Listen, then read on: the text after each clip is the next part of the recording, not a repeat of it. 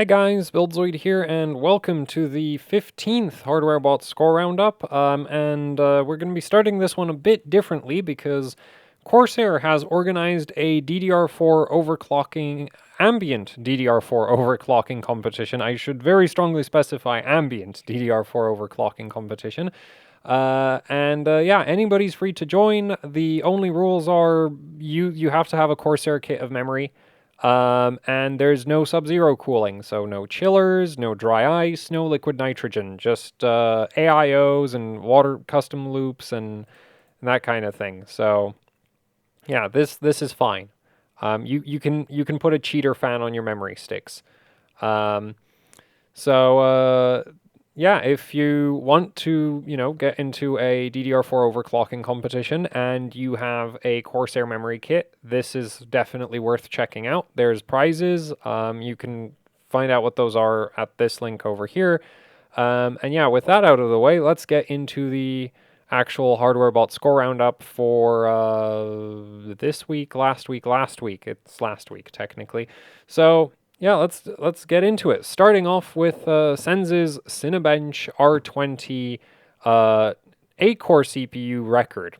So, damn it, I'm doing that again. It's 8-core Cinebench R20 world record using the 11900K. There, that's the way I'm supposed to be wording it. Using the 11900K, doing 6.6662 megahertz. Wait, no, 6.66662 gigahertz.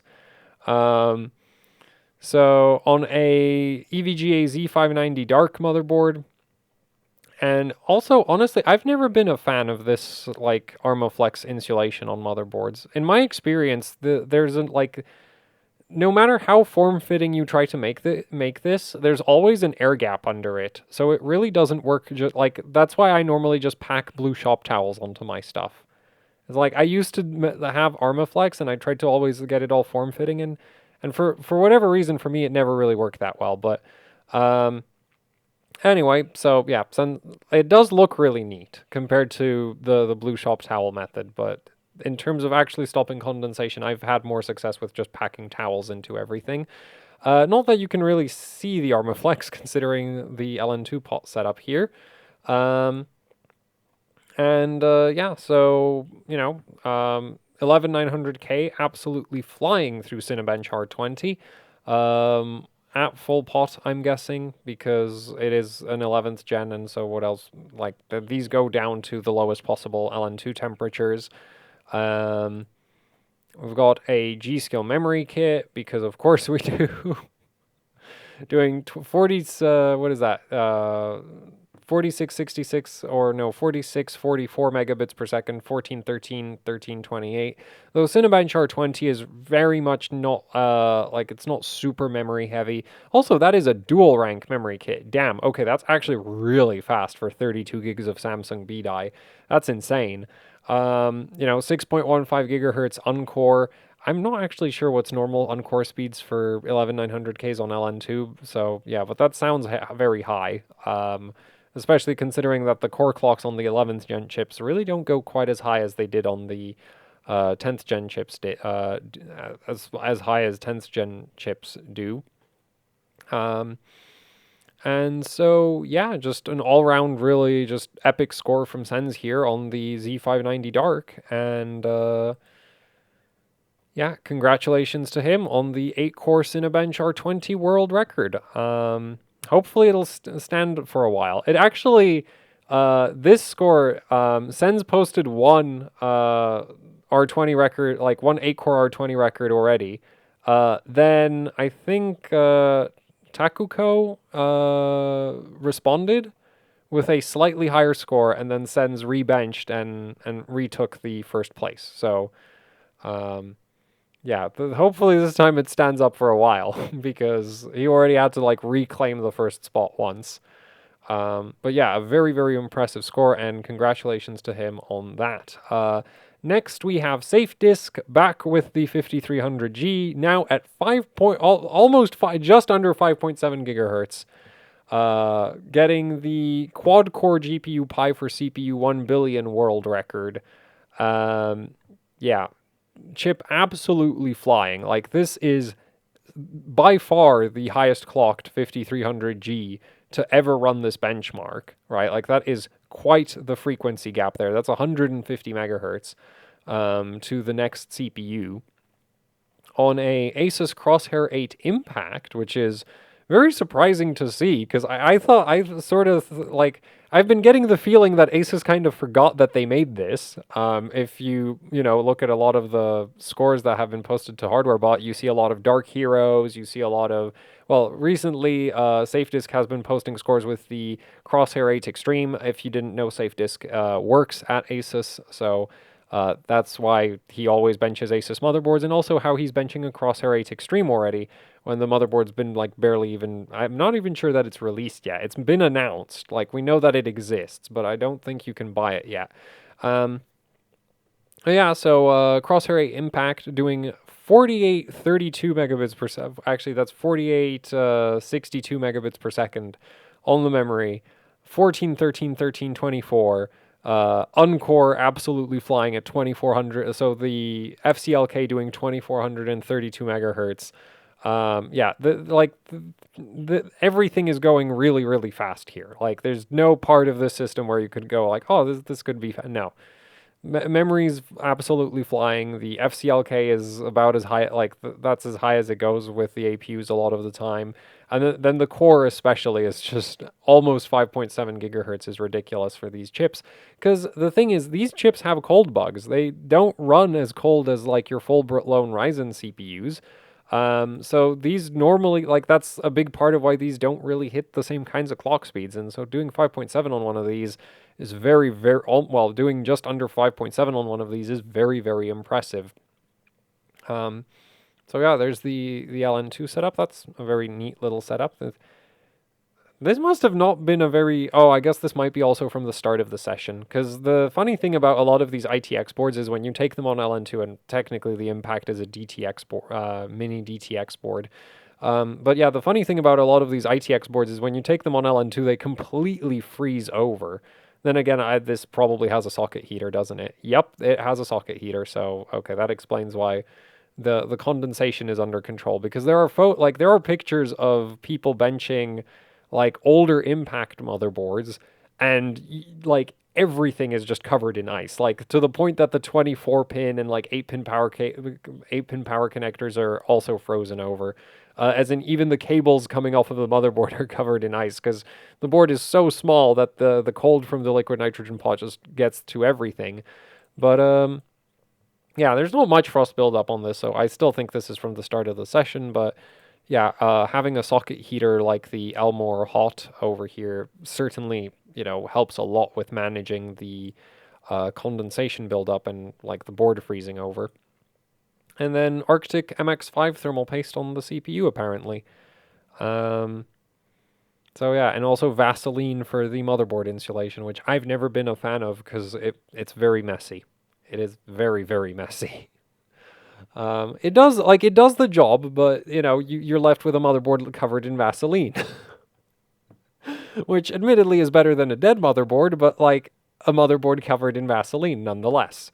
But still, congratulations to SafeDisk on the, quad-core GPU Pi for CPU 1 billion record with the 5.673 gigahertz 5300G. Like, this is an insane score.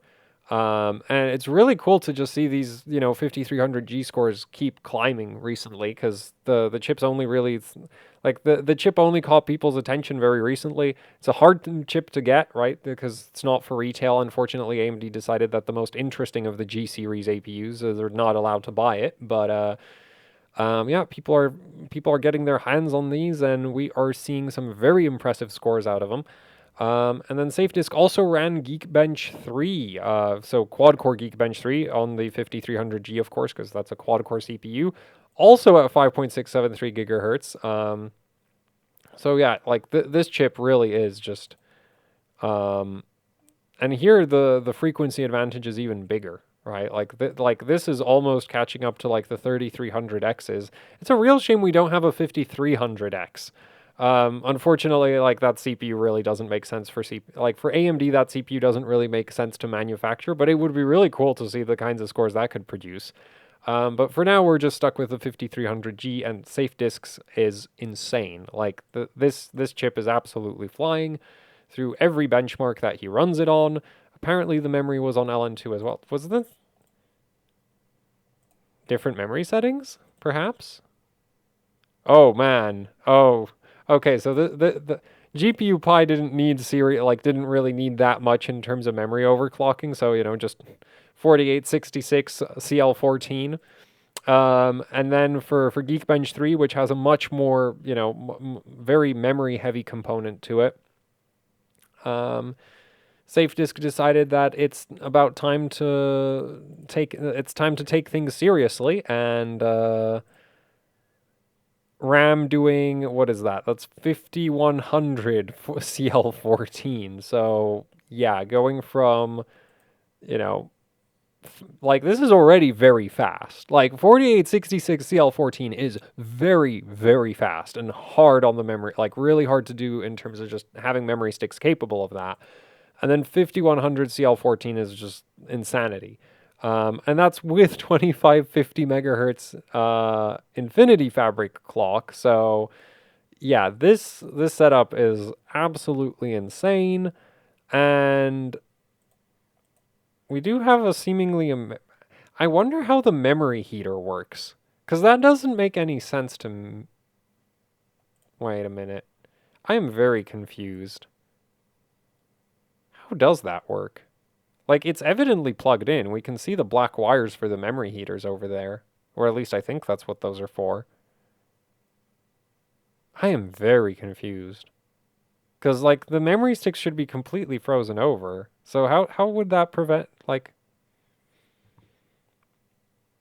Either way, just a ridiculous score from SafeDisk here for Geekbench 3, right? 33,166 points in the multi-core test with a almost 12,400 points memory score. So, yeah, like just an absolutely insane score from this 5300G in Geekbench 3, and then also just the memory on LN2 really pushing it to the limits on everything now. So yeah, congratulations to SafeDisk on another world record. The quad core in quad core Geekbench 3. I don't think he actually ever lost the first place. I think like he already had the first place in this, and so now he's just kind of gone like, but I can go faster. And so yeah, now he's over 1,000 points ahead of second place. So a really just insane score for a 5300G in Geekbench 3 multi-core.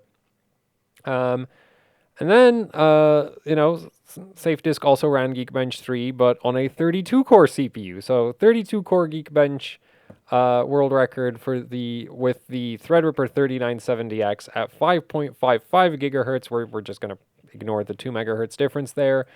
Yeah, on a Asus Zenith 2 Extreme Alpha motherboard. Again, evidently the Arctic MX5 is working out great for him for all of these LN2 sessions. Same socket heater again. And 10,000 points memory score, 190,000 points overall, almost 191,000 points overall. Yeah, managing to actually do like 3,800, 12, 12, 12 on the memory, that's not that... well, actually, for Threadripper, that's kind of hard. Because, honestly, even at ambient, getting 1900 Infinity Fabric working is not exactly easy for all CPUs. And so doing 1900 Infinity Fabric on LN2 with, like, the thing is, at the end of the day, 3800, 12, 12, 12 is not that difficult in terms of memory settings, not even on Threadrippers, which do kind of suck at memory overclocking.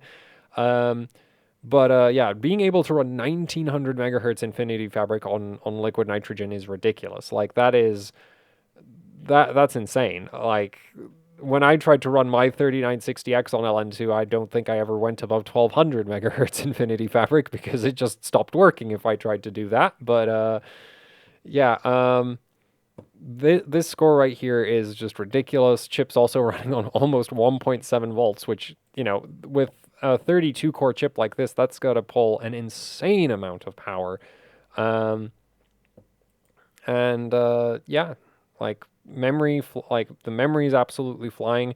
Though the interesting thing is for Geekbench, I think it would have been maybe better to run 4400 megabits per second instead of 3800 megabits per second. Because Geekbench 3 is a real like memory, though I get like the thing is you'd probably be trading actual like integer and floating point test scores for your memory score, because Geekbench 3 really is a uh, bandwidth like peak bandwidth benchmark. It's not really a throughput benchmark is the way I like throughput is useful memory performance, and bandwidth is like, well, if you only try to measure how much, like if you design a synthetic to measure how much memory bandwidth you've got, that's your memory bandwidth. But if you actually care about usable memory bandwidth in real world workloads, that would be more like throughput.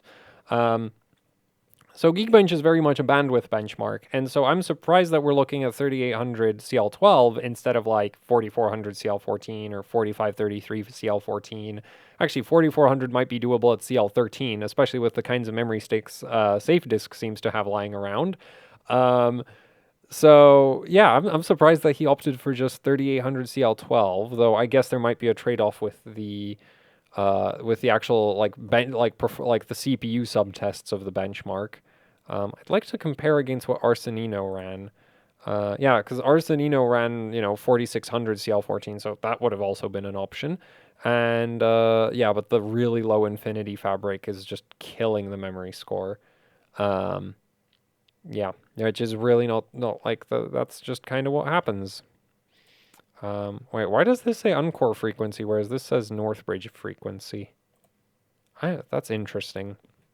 Actually, I don't know. Maybe we don't know what Infinity Fabric clock this is at, but either way, like, yeah, like obviously, SafeDisk has this. Well, SafeDisk does have a CPU clock advantage, not a very big one though.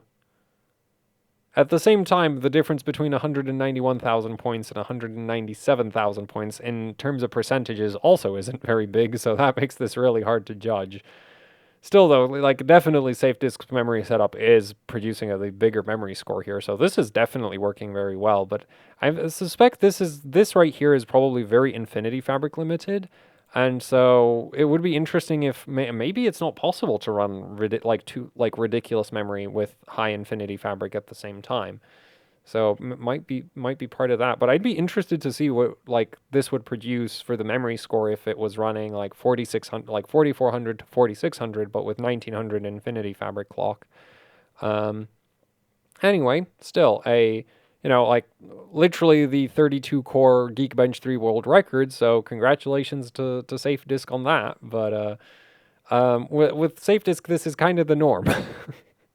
He has a lot of world records, so.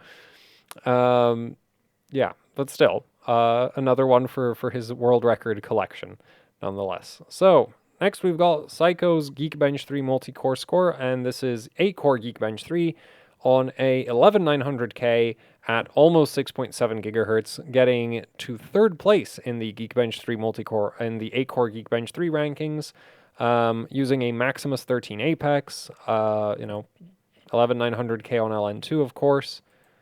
And memory doing, man, the 11th gen on LN2 is just ridiculous. So, yeah, we're looking at, what is that, 5120? No, 50, like, almost 5140, 1515, 1528, with the fake 1T command rate, because this is in Gear 2, so that's not actually 1T, but... yeah, just insane memory frequency and timings for that frequency as well. On-core frequency of 6.3 gigahertz. Yeah, core doing almost 6.7. Chip absolutely flying through the benchmark, getting third place in the 8-core rankings. And really not too far off the, second and first place scores. Just like just 900 points away from first place. So a very, very impressive score from Psycho over there.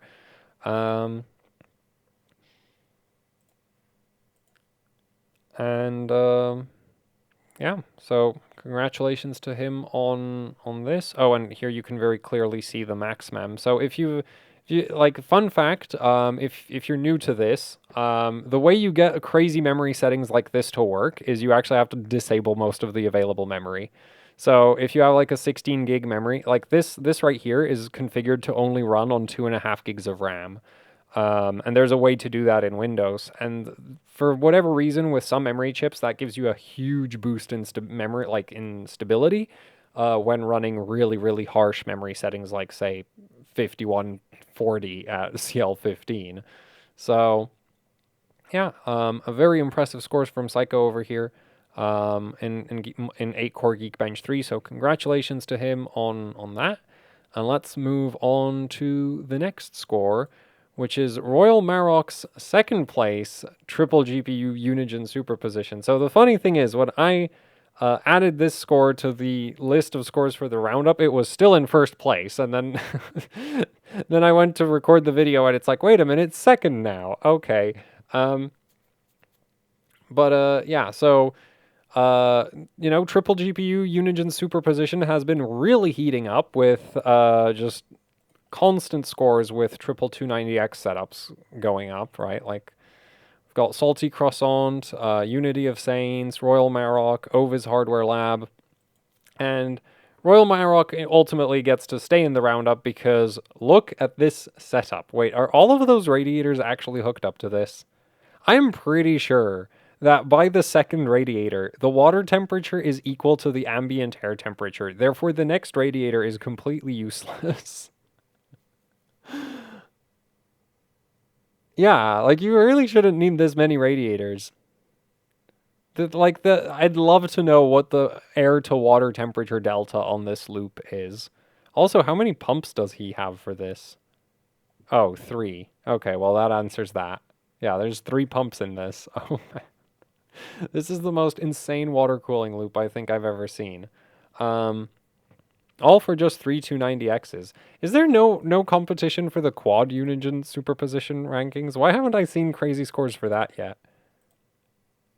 Oh, apparently, wait. No, that doesn't seem to be super broken. Oh, it's just...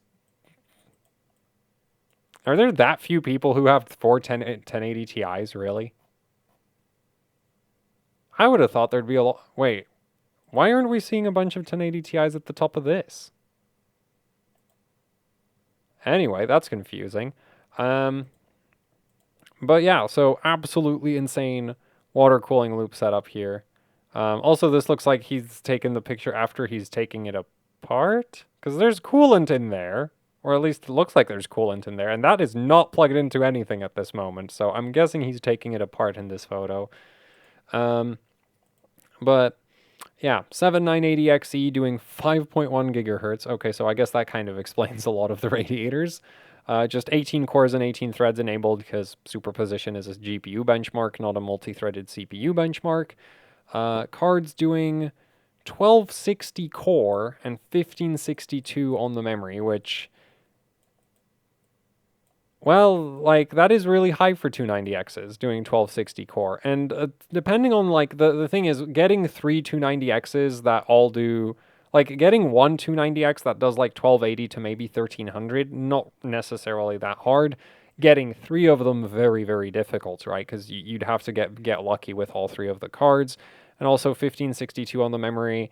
Unfortunately, Royal Marok has Elpida RAM on, I think, all 3 of the cards. And so he's really screwed on the memory overclocking because the Elpida GDDR5 is basically garbage, is what it is.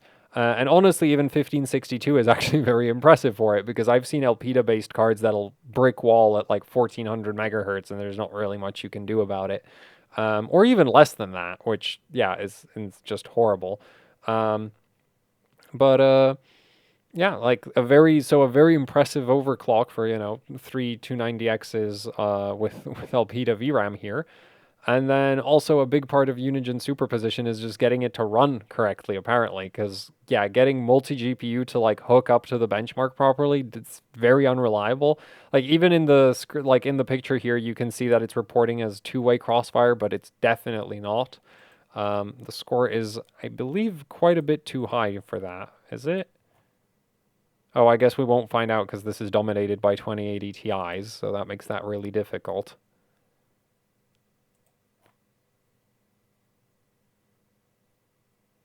Yeah, it's too high for a 290X you know, two-way setup, just based on looking at that. So yeah, a very, very, very impressive score from Royal Maroc over here. And it's just a real shame that within a couple hours, Ova's Hardware Labs came along with significantly higher memory clocks and potentially a memory timing mod. Because I think Royal Maroc is running a memory timing mod, or at least I hope he is. Because you should run, like, even if you're on the garbage Elpida VRAM, like, the funny thing is, timings are not necessarily tied to frequency. Just because something doesn't do high clocks, like, just because a certain memory chip won't do high clocks, doesn't necessarily mean that at the low clocks that it can do, it won't do decent time, like, it won't do better timings. So, it's always worth it to mod the memory timings, even if your memory is trash. Because it'll be slightly less trash after the memory timing mod. But yeah, so Ova's Hardware Lab managed to inch out ahead of Royal Maroc by, what is it, like, not even 20 points. It's 15? Yeah, no, 13 points. By 13 points. With a slightly lower core clock and quite a bit higher memory clock. So, yeah, on a 5950X, also doing over 5 gigahertz, which is like for the, oh, this thing's disabled down to 8 cores and 8 threads. I don't think that I don't really think that seems to be playing much of a role in this benchmark though. Like it really should be entirely GPU bound, right? Like yeah, it's running in the like sub 100 FPS max. There's no way this like I'd be very surprised if this was even remotely CPU limited.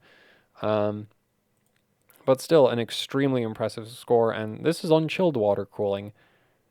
I mean, see, when you take your system outside like this, you'd think, oh, like this is gonna be better than like, you know, this like lower temperatures. But like, look at how sunny it is. I don't think it's that cold. This would work a lot better if you did it in the middle of winter with snow everywhere. But still, very impressive scores from both Ova's Hardware Lab and Royal Maroc. So congratulations to them on that. Let's move on to the next score, which is Icebear's Wprime 32M record for the Core 2 Duo E6850. So this is the Wprime 32M rankings specifically for the Core 2 Duo E6850. And this chip is doing 5.45 gigahertz, apparently at full pot, which makes that, like, I unfortunately don't know anything about LGA 775, but at least when you, like, the nice thing about full pot benching is that it makes your life a lot easier because you don't have to basically constantly monitor the operating temperatures of the CPU. You just have to make sure that the LN2 pot doesn't run out of LN2. And that a lot of the time gives you more time to focus on like dialing in the settings. Now Wprime does not care about memory settings basically at all. So while these memory settings are actually very good, like by DDR3 standards, those are quite strong. Like 2000 CL6, that's actually very strong. At least I consider that strong. I'm sure there's somebody who knows more about DDR3 who would consider that a binning reject, but I don't know, and I'm gonna go with that's actually very strong. Chip doing almost 5.5 gigahertz. I'm guessing E6850s just don't clock very high because Wprime is really like there is a lot of things you can do in terms of like having the correct operating system and having it optimized. So Windows XP, of course. But other than that, it's basically just to see like who can do the highest CPU frequency.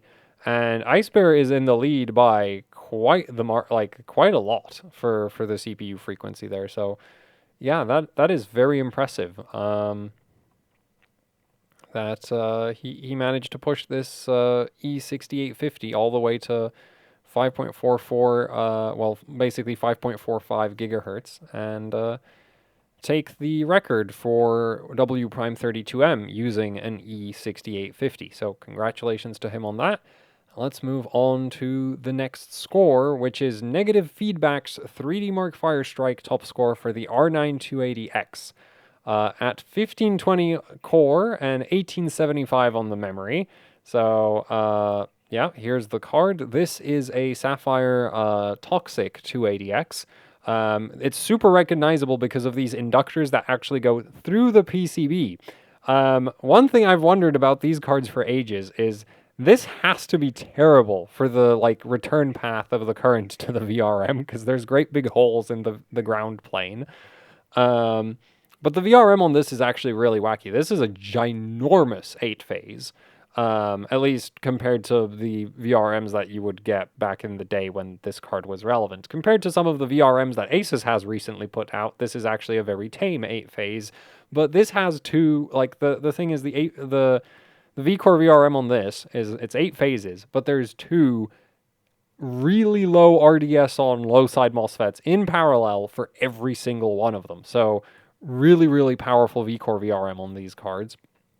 And this is just running on dry ice, which, you know, yeah, like 280X is on dry ice, assuming the core is pretty good. You should be doing up to 1500 or more, in my opinion, is what you should be aiming for with a good 280X or 7950, 7970 or 280, right? Any of these Tahiti chips. We've got Plastidip insulation on the card, which is my personal, like that's my preferred method. Because you basically, if you do it correctly the first time, you don't have to ever mess with the insulation again. And if you do it wrong the first time, you're gonna hate yourself. That's the one downside to this method is if you screw it up the first time, it's a pain to fix. But if you do it right, then it lasts for ages, and it does work really, really well. Here we have the top side of the card. Deshimmed for, well, actually, well, delidded. It's not really a lid, but basically these cards have a metal, these cards have a metal frame around the core, and that metal frame, a lot of the time, is actually taller than the silicon, so you need to take it off in order to get proper, like, in order to mount to an LN2 pop properly. Looks like we have an I2C header there for an EVC2, but also a potentiometer for core voltage control or core voltage like increase. Yeah, the CHL8228G is technically a fully digital voltage controller, but they're a bit awkward in terms of voltage control. So yeah, that definitely comes in very handy. Because I have the same thing on one of my Tahiti-based cards. I have a 7950 where, well, I didn't do this. I have a voltage boost switch, because the card would normally only go up to, I believe, 1.35 or like 1.4 volts. So I have a switch which basically adds a 20% offset to whatever you punch in. So it can go up to like 1.6. I think like it should be set so that it can go up to 1.6. Anyway, so this looks like some kind of similar idea with this modification over here. And yeah, and what I also really appreciate, like, this is one thing that with a lot of modern cards is kind of a problem. A lot of modern cards integrate the VRM cooling into the actual main fin stacks of the heatsink. But on a lot of older cards, you'd have these separate VRM heatsinks. And for LN2 overclocking, that's great because you can keep the VRM heatsinks without the memory, like without having the main heat, like without needing the main heatsink, right? Whereas, yeah, on modern cards, a lot of the time, if you're trying to run LN2, like you don't have any VRM cooling unless you just like stick on little heatsinks yourself, which is annoying because thermal tape is not exactly super reliable at sticking to things. So, yeah. Anyway, a very impressive score here from Negative Feedback, and I think this might be his first dry ice session, or like one of, like he's new to this whole extreme overclocking thing. So this is a very, very impressive score to see. And then we have a 5800X doing just under 5 gigahertz at 48 megahertz, and the memory running 3800 12 12 12 on single rank Samsung B die. I am assuming, actually I can't see it, so I don't. What memory? well, some kind of DDR4. Well, some kind of Samsung VDI. So yeah, very impressive score here from the 280X, and congratulations to Negative Feedback on the Firestrike 280X first place. And let's move on to the next score, which is Crazy 85's Cinebench R15 on the 3770K, doing 6.5 gigahertz, producing a score of 1,218 points, using a Maximus 5 Extreme motherboard. Shouldn't have clicked that. Yeah, here's the setup. CPU on LN2, running a Kingpin Cooling Venom LN2 pot, which very fast, not very controllable. That's my thoughts on it. I have one of those. It's great as long as you're at full pot, and then otherwise, total, like, trying to do temperature control on this is just horrible. Absolutely horrible because of the way the mass is distributed in it. But for full pot benching, and also for anything where you need to like bring the temperature up and down quickly, it kind of works okay. So yeah, and then 6.5 gigahertz. So 3770Ks, I guess those had that thing where I don't think you had a higher, like the multiplier range was kind of limited. Like this is an unlocked CPU, but the multiplier just wouldn't go past 60. So, or was it? Didn't it go past 60? I think it went up to 63 or something. Or was it just 60? We're going to quickly check. Oh no, it really looks like it only goes up to 60. So, yeah, and these chips are like, from what I've heard, they're apparently kind of weird to run on LN2. And one of the requirements is actually running very high BCLKs. And then the memory, we're looking at 2600, 812, 8, which is actually pretty normal for DDR3. Like, good PSC memory should just kind of do that. If you can't even do that, then your PSC is not very good at all. And yeah, so third place in the 3770K Cinebench R15 rankings, and this is a very competitive ranking, right? Like the 3770K is a very, very popular CPU. Tons of people have run it on LN2, so getting third place in this is very difficult, as there is a lot of competition. So yeah, an impressive third place from Crazy85 here, and congratulations to him on that. Let's move on to the next score, which is another score from Crazy85, because like this is just kind of how it works. When you get LN2, you bench as much stuff as you can and until you run out of LN2. So this time it's a 4670K running SuperPi 32 million, finishing it in 4 minutes 44 seconds and 688 milliseconds, doing 6.56 gigahertz on LN2, of course, using an ASRock Z97 OC formula. And doing, what is that? That's just under 2800, 912, 12, 18. So this is Samsung D-Die memory, 2 gigabit. Yep, 2 gigabit D-Die if I remember correctly. Wait, is that 4 sticks of RAM in there? No, just 2. Oh, right, because 2 gigabit dual rank, so you'd have 4 gig yeah, okay. Yeah, so 2 gigabit Samsung D-Die, and this is kind of what you aim for in terms of settings on that memory. 5.6 gigahertz on-core clock, and 6.5 on the CPU, which is very, very high. Just 2 cores and 2 threads because SuperPi 32M is a single-threaded benchmark, and well, the less cores you have, the higher you can clock them a lot of the time. So yeah, and again, we're looking at a situation where the max multiplier is lower than the actual max frequency the CPU is able to do. I'm pretty sure that 63 might be the... I might have to check again. But if I remember correctly, it's a similar situation to the 3770K where like either the higher ratios don't work or they're just not available. Oh no, this one's at 65. Okay, so there are higher ratios, but I guess this is just boot in at 6.3 gigahertz and then raise the BCLK until it stops being able to run the benchmark. But yeah, another just very impressive score on the from Crazy85 here on the 4670K. Not quite as competitive as the 3770K rankings are, but still a, very popular CPU. And these days, 4670Ks are very, very cheap because they're i5s and there's the i7 4770K and the 4790K, and so those are the desirable CPUs for these older motherboards. And the 4670Ks, well, um, they're not cool anymore. So these are actually surprisingly cheap these days.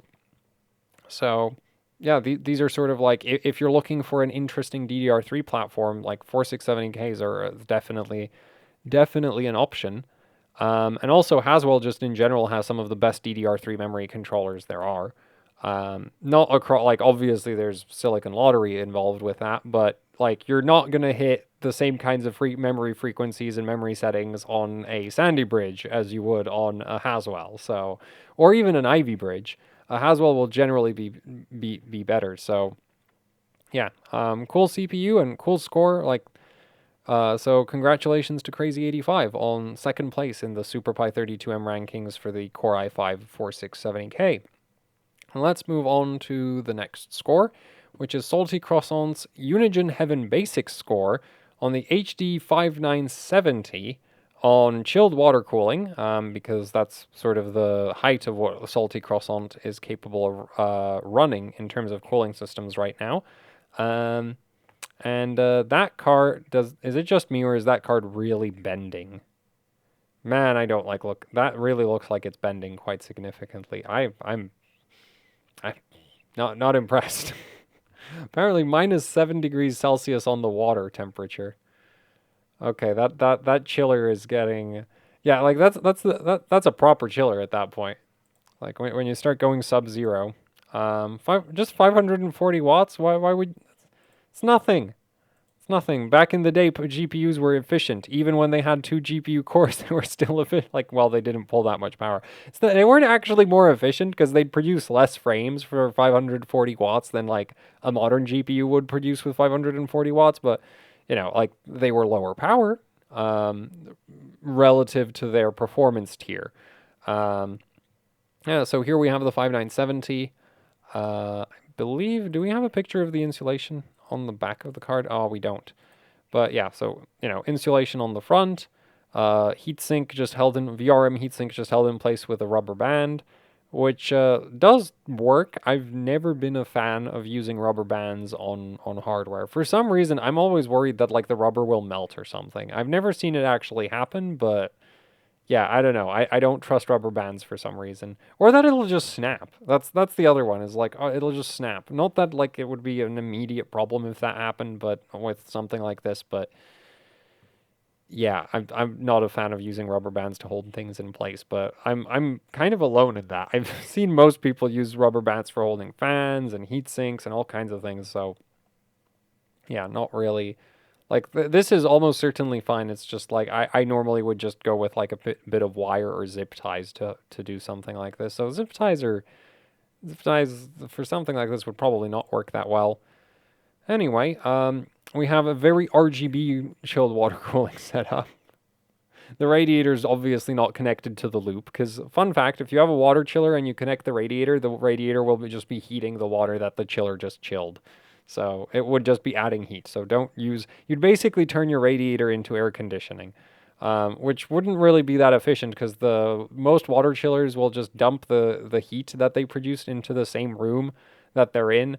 So, you'd be air conditioning the same room that the water chiller is heating, and yeah, don't do that. But that's why I think Salty Croissant has a bunch of quick disconnects, or maybe he really does replumb the loop every time he wants to run a card. Which, if he's doing that, I'm impressed. Or he just has no. I think he has to be redoing it. Oh man, that's a lot of commitment. I'm way too lazy for something like that. But yeah, he produces some very impressive scores, right? First place in the 5970 Unigine Heaven Basic rankings. So Unigine Heaven Basic, for those of you who don't know, is a DirectX 9 benchmark. And so you can actually run LOD on this.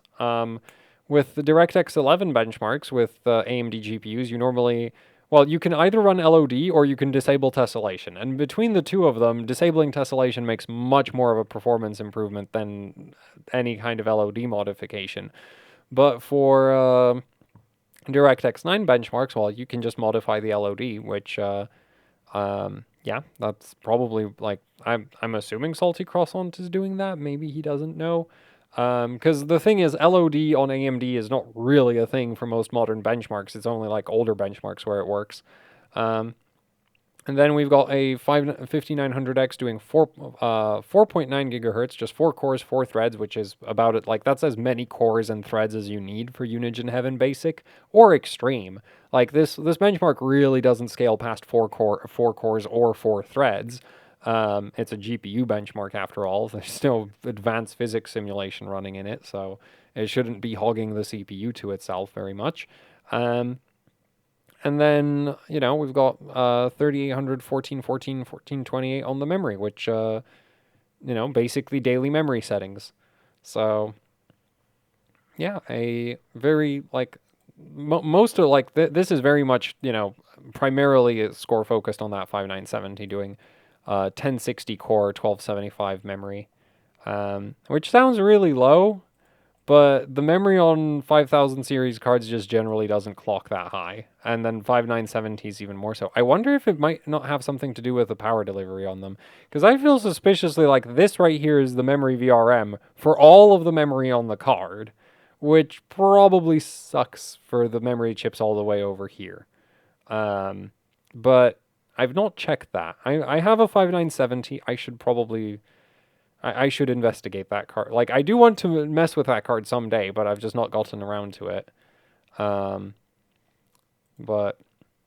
yeah, looking at this, I wonder if I could... I guess if I laid it down on a riser and just stood the LN2 pots on top of the cores, it would work. 5000 series cards are actually surprisingly easy to run on LN2. They don't put out that much heat. They don't have cold bugs as far as I know. They do have cold slow. Like, they do have a situation where if you run them too cold, they like lose performance, but they don't stop working. So they're easy. Like, you don't have like, oh, the card shut down and now it takes forever to bring back up to temperature. It's more like, oh, it's just not working. Like, it's not overclocking better at these lower temperatures kind of situation. And I think if I remember correctly, the temperature diode in these actually still works at LN2 temperatures. It's not very accurate, but it's like it's not completely glitched out like it is on most hardware.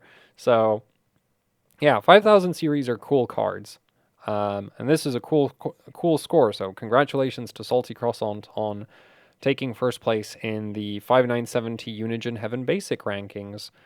And let's move on to the next score, which is Noxinite's reference frequency. So this is like FSB or BCLK frequency with a Gigabyte GA EP45T Extreme doing 738 megahertz. And this is a very slight improvement over his previous reference frequency score, which was 732 megahertz. And this is done on LN2 with a Xeon X5270. What on earth is that? And that's that's a 771 Xeon. Man, LGA 775 is just like I totally understand why it's such a popular extreme overclocking platform. So many CPUs, so much weird stuff, so many motherboards. And just, yeah, and then also just absolutely insane reference frequencies. Like, no other socket has done reference frequencies this high. So, 738 megahertz is way up there. And unfortunately, like, it's not enough to push Noxinite out of his, like, he was already, actually, maybe he wasn't in third place. Oh, I guess he was in 5th or 6th previously, and yeah, so now he's upgraded himself up to third place, with the 738 megahertz. And unfortunately, I don't really know much of anything about LGA 775, so yeah. But we do have the North Bridge on LN2, just one stick of memory, because you don't want to put more load on the memory controller than's necessary, especially since the memory controller's in the actual North Bridge now. So actually, I don't think it would really matter where the memory controller is. Like, you just, no need to put more load on the memory controller. 1 stick of RAM, LN2 on the CPU, LN2 on the North Bridge, paper towels covering up everything so we can't really see anything. And yeah, just a very, very, very high reference frequency from the setup here. And apparently, the CPU died at minus 65 degrees Celsius. See, this is like, yeah, that makes sense. Even if FSB is strangely scaling with it. I mean,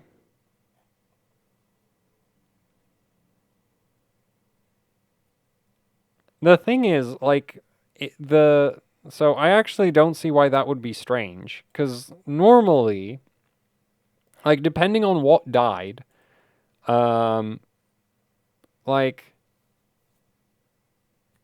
I would assume the CPU isn't core frequency limited in an FSB attempt, right? Like, I'm just guessing here, but I would assume this is not, like, the core speed is not what's limiting the max FSB. And so it's some other part of the chip that's like gaining, like it's some other part of the CPU cores that's gaining where the FSB is gaining because of the higher core voltage. But because the thing is, like in CPUs, you'll have localized hotspots. So one part of the chip at minus 65 degrees and 1.9 volts might be doing great. And the actual cores or some other, part of the chip might be completely on fire, basically, and just kick the bucket, even though it is scaling. Which, because the thing is, the reason why this would normally be strange is that usually if you take a CPU on LN2 and you just keep mashing vCore into it, at some point you're going to reach a level of vCore where any more vCore will actually lead to worse core clocks. But this isn't core clock, this is FSB. So the FSB is probably like this frequency is very likely separate from the max core clock. And there are some CPUs that actually scale to voltages that randomly kill them as well. Those do exist. They're not like, it's not super common that behavior is a thing, because a lot of the time the degradation is a function of temperature and current and also voltage to some extent. Oh yeah, so this is super hard to judge, but I wouldn't like the FSB scaling in and of itself, unless it was core limited.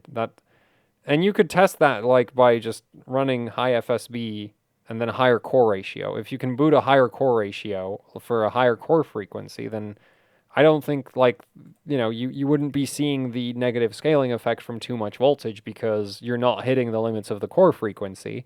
You're hitting the limits of the FSB frequency, and those are probably pretty separate regions in the chip. But anyway, yeah, so that's unfortunate for Noxonite that the chip died, but he did get a very high reference frequency validation out of it. And hopefully he can find another chip to try this with again, because yeah, he's currently in third place. I don't know if second place is in reach. I don't know enough about LGA 775 to make statements like that. But still, you could always go faster. So. Yeah, a very impressive score, and unfortunately, the chip didn't make it. So that's unfortunate, but still, congratulations to Noxonite on the reference frequency third place in, reference frequency. And I guess second place for the EP45T Extreme, but I think with the reference frequency validations, the more impressive part here is, just how do you rank compared to all other motherboards ever when it comes to reference frequency. So, yeah, that is it for this week's HWbot score roundup. So, thank you for watching. Like, share, subscribe, leave any comments, questions, suggestions down in the comment section below. If you'd like to support what I do here with actually hardcore overclocking, I have a Patreon. There's a link to that down in the description below. Link to that down in the description below. There's also the AHOC Teespring store, which helps out immensely well, damn it, I'm screwing up the outro. Anyway, there's a Teespring. You can buy merch, you know, like YouTubers sell merch. That's that's how we run these channels. So yeah, if you'd like to support the channel, there's the Patreon, there's Teespring, there's links to them down in the description below. It would be much appreciated if you'd check them out. And yeah, that's it for the video. So thank you for watching and goodbye.